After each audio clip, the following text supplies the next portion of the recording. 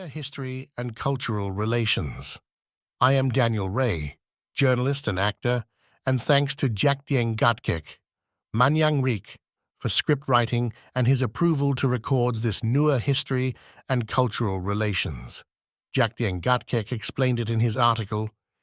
It has been suggested that the Nuer, along with other Nilotic groups, settled along the Bahr-al-Ghazal, Bahr-al-Jebel, and Sobat rivers in South Sudan around the 14th century.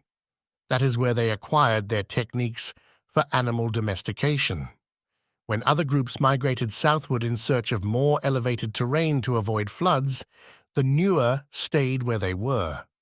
Cattle are central in Nuer life and have also affected the politics of contact between the Nuer and other nearby pastoral peoples. Because cattle represent the Nuer's social, cultural, and economic security, they are a constant source of conflict. The grazing plains of the Upper Nile have been a major cause of conflict between the Nuer and the Dinka and among the different subgroups of Nuer. Cattle have also dictated the way the Nuer have reacted to state authorities.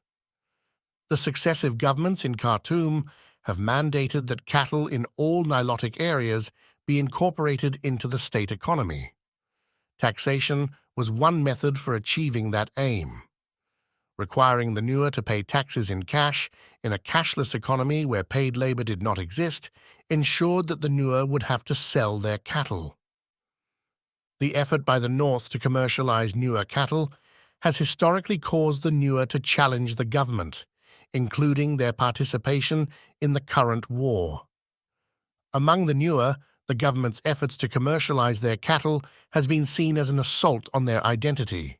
There are regional variations between different Nuer subgroups, and these differences have been used by the government to weaken Nuer resistance. Nuer cattle have become monetized and commercialized, and the sizes of their herds have dwindled drastically, causing large numbers of Nuer to seek refuge in disaster relief centers across the country or in Dinka villages to the west.